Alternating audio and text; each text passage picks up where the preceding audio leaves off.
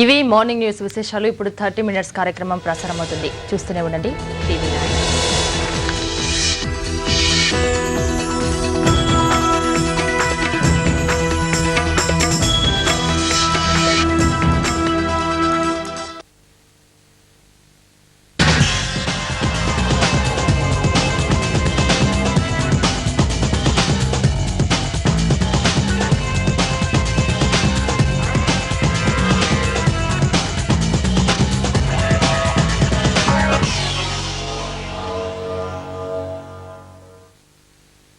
Welcome to 30 minutes.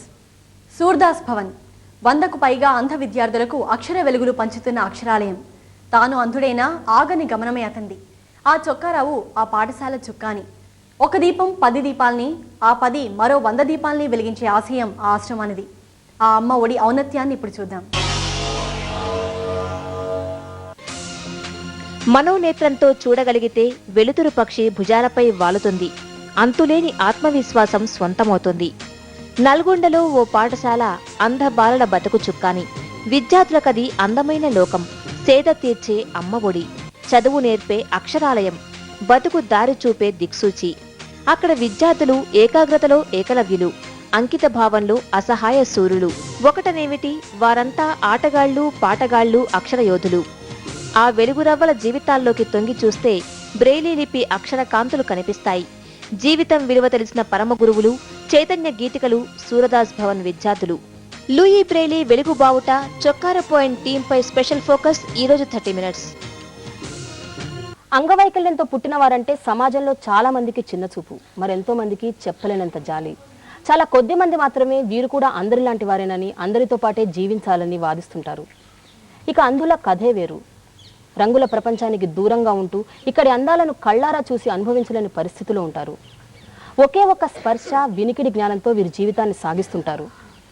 ఇక అడుగడుగున అవమానాలు, అవహేళనలతో సాగుతున్న వీరి జీవితంలో ఒకే ఒక ఆశాకిరణం వారి ఆత్మవిశ్వాసం. ఇతరులు చేయగలిగే పని మాకెందుకు సాధ్యం కాదు అంటూ నమ్మకంగా ఉంటూ అడుగులు ముందుకేస్తున్న ఇటువంటి అంధుల జీవితాలపై ఇదొక ఫోకస్. పేరు పద్మ. 3 పదుల వయసు దాటకుండానే బతుకు బరువు బండరాయిలా మీద పడింది. ఆమె అమ్మ బిడ్డల్ని కని పెంచుతున్న తల్లి. అందుకే బతుకు బరువు భయపెట్టలేదు. పద్మకు భర్త లేడు, 2 పిల్లలున్నారు. 2 అంధులే. కళ్ళు లేని పిల్లల్ని కన్న తల్లి అని ఎవరూ జాలిపడనక్కర్లేదు. ఆమె 4 ఇళ్లలో పనిచేసే మనిషి అయినా ఆమె పిల్లలు సూర్దాస్ భవన్లో చదువుకుంటున్న విద్యార్థులు. ఆస్తిపాస్తులు లేకున్నా, అయిన వాళ్ల అండా దండా లేకున్నా మొక్కవని దీక్షతో ముందుకే సాగుతున్న ఆ వెలుగు బతుకుల్లోకి తొంగి చూస్తే చెరో చెయ్యి పట్టుకుని నడిపిస్తున్న ఆ తల్లి పేరు పద్మ. ఆ బిడ్డలిద్దరూ చూపులేని వాళ్ళు. తండ్రి లేని ఆ బిడ్డలకు అన్నీ ఆమె. ఆమెకు మరో చిన్న కొడుకు ఉన్నాడు.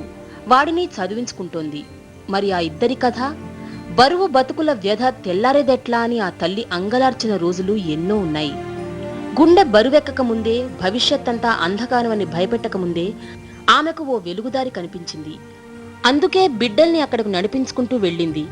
ఇప్పుడు అక్కడ ఆ 2 బిడ్డలు చక్కగా చదువుకుంటున్నారు.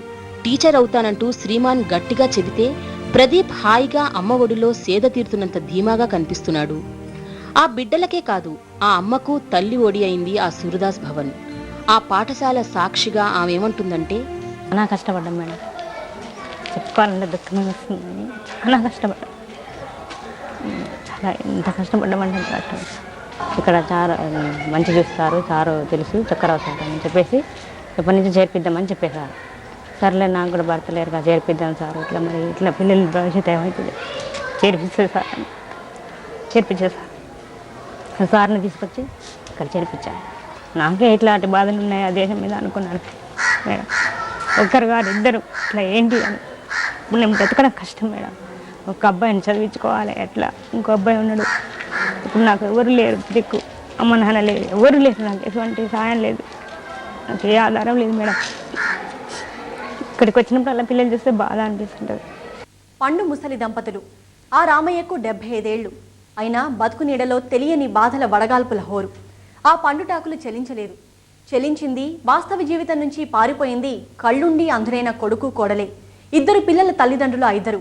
పిల్లలిద్దరూ గుడ్డివాళ్ళైనందుకు భయపడి తల్లి వారిని వదిలేసిపోయింది. కొడుకు మరో పెళ్లి చేసుకున్నాడు. ఆ రామయ్య తండ్రికి సూర్దాస్ భవన్ కనిపించింది. కనిపించని ఆ పిల్లలిద్దరికీ కని పెంచిన తల్లిని మరిపిస్తూ అమ్మ ఒడిగా మారింది. వెలుగు చూడని కళ్ళు వారివి, అమ్మానాన్నలు దూరమైన బతుకులు వారివి. తాతయ్య నానమ్మలే దిక్కు. పండు వయసులోనూ బాధ్యత మరవని ఆ పెద్ద వయసు మనుషులు మనవళ్ల గురించి ఆలోచించారు. ఆ తాతయ్య మనవళ్లు ఉదయ్ అన్వేషలను ఒడిలో తీసుకున్నంత హాయిగా సూర్దాస్ భవన్ పాఠశాల ఆ పిల్లల్ని అక్కున చేర్చుకుంది. చదువు పాఠాలు చెప్పి బతుకు భరోసానిస్తోంది. ఈ రామయ్య తండ్రికి మనవళ్లంటే ఇష్టం. పిల్లలిలా గుడ్డివాళ్లుగా పుట్టడంతో సాకలేనన్న భయంతో తల్లి పారిపోయింది. పిల్లల తండ్రి మరో పెళ్లి చేసుకున్నాడు. దిక్కుతోచని స్థితి, పిల్లలను వదిలేయలేని మనసు గతి. రామయ్య సూర్దాస్ భవన్ను నమ్ముకున్నాడు. నడిచి వచ్చాడు, పిల్లల్ని చేర్చాడు. ఇప్పుడక్కడ ఆ పిల్లలకు అంతా బాగానే ఉంది. ఎందుకంటే మేము ఇంకా సాగలేక మరి వీళ్ళకి చదువులు రావాలని చేర్చినామండి. ఎక్కడికి ఇద్దరు కళ్ళలేని పిల్లగాళ్ళని వదిలేసి వెళ్ళింది. ఈ కళ్ళలేని పిల్లగాళ్ళని నాకు మీరే భరాంచండి అని వదిలేసి వెళ్ళింది. వదిలేసి వెళితే ఇక మేము కూడా ఇది తెలియకపోతే మరి మేము ఇంటి దగ్గరనే పెట్టుకుని ఉండేవాళ్ళమే. మాకు ఇది తెలిసింది కాబట్టేగా ఇక్కడ చేర్చింది. మేము ఈ సాధ్యపడేది ఏముందని ఇక్కడ చేర్చును. ఇంకా సరే మనం తిరిగినన్నాళ్ళు ఇట్లా చూద్దాం. మనం తిరగనప్పుడు ఇక చేసేది ఏముంది? ఏం చేస్తామండి? తర్వాత తలుచుకుంటే బాధ ఉండదులే. కానీ మరి బాధ కొంతమంది అన్నారు కదా ఎక్కడ నన్ను వదిలిపెట్టరాదండి అన్నారు. ఎక్కడ వదిలిపెడదాం మరి? మన పానం ఉండన్నాళ్ళు చూద్దాం, తర్వాత ఎట్లుంటుందో. 30 minutes లో ఇప్పుడు చిన్న బ్రేక్. జన్మతః అంధుడైన హిందీ కవి సూర్దాస్ పేరిట ఏర్పాటైన పాఠశాల సూర్దాస్ భవన్ అంధబాలలకు చుక్కాని లాంటిది. నిజం చెప్పాలంటే ఆ అక్షరాలయం సేద తీర్చే అమ్మ ఒడి కూడా. అక్కడ ప్రపంచం కనిపిస్తుంది. సగర్వంగా తలెత్తుకుని బతికే జీవ లక్షణాన్ని నేర్పుతుంది. ఆ ప్రాంగణంలో ఉన్న నిలువెత్తు బ్రెయిలీ విగ్రహం సాక్షిగా, తరగతి గది గోడలకు వేలాడే హెలెన్ కెల్లర్ పటం సాక్షిగా అక్కడ అక్షరాల వెలుగు ప్రపంచం కనిపిస్తుంది.